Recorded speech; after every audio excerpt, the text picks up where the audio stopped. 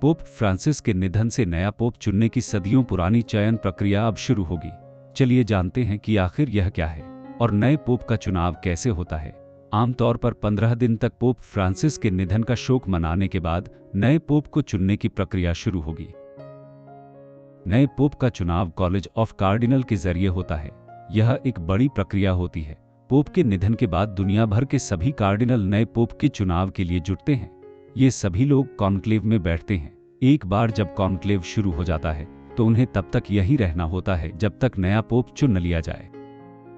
दुनिया के सबसे छोटे देश वेटिकन सिटी में कई कार्डिनल हर दिन बैठकें करेंगे और नए पोप का चरित्र कैसा होना चाहिए इस बारे में अपने सुझाव रखेंगे। इसमें सभी कार्डिनल शामिल होते हैं। वो मिलकर पोप का चुनाव करते हैं और उनको सलाह देते हैं।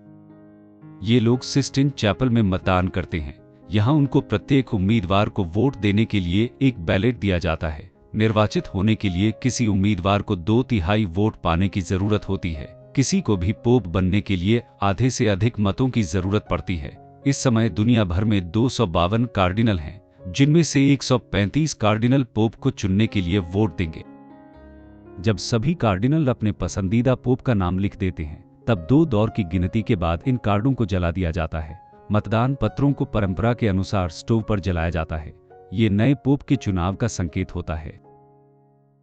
अगर धुएं का रंग सफेद होता है तो इसका अर्थ यह हुआ कि नया पोप चुन लिया गया है।